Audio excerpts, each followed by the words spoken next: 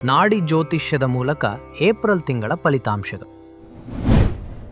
ತುಲಾ ರಾಶಿಯವರೇ, ವಿಷ್ಣುವಿನ ಆರಾಧನೆ ಮತ್ತು ಗುರುವಿನ ಆರಾಧನೆಯ ಮೂಲಕ ಈ ತಿಂಗಳು ನೀವು ಯಶಸ್ಸನ್ನು ಪಡೆಯುವಿರಿ. ಪತ್ನಿಯು ಕೋಪದಲ್ಲಿದ್ದಾಗ ಅವರನ್ನು ಸಮಾಧಾನಪಡಿಸಿ ಅವರನ್ನೇ ಗುರುವಿನಂತೆ ಸ್ವೀಕರಿಸುವುದು ನಿಮಗೆ ಹಿತಕರ. ಸಹೋದರರು ಮತ್ತು ಸ್ನೇಹಿತರು ನಿಮಗೆ ಸೂಕ್ತ ಸಮಯದಲ್ಲಿ ಸಹಾಯ ಮಾಡಲಿದ್ದಾರೆ.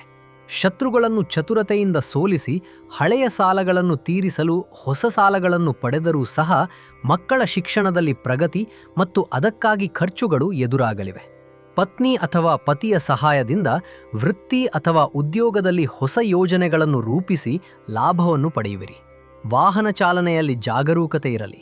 ಹಠಾತ್ ವೆಚ್ಚಗಳು ಮತ್ತು ನಿದ್ರಾಹೀನತೆಯ ಸಮಸ್ಯೆಗಳ ಮಧ್ಯೆ ಸ್ನೇಹಿತರೊಂದಿಗೆ ವಿಚಾರ ವಿನಿಮಯ ಮಾಡಿಕೊಳ್ಳುವ ಸಂದರ್ಭ ಬರಬಹುದು.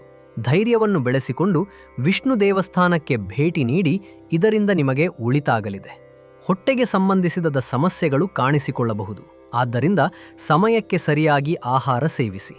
ಏಪ್ರಿಲ್ 20, 21 ಮತ್ತು 22ನೇ ತಾರೀಖುಗಳಲ್ಲಿ ಹೆಚ್ಚು ಜಾಗರೂಕರಾಗಿರಿ.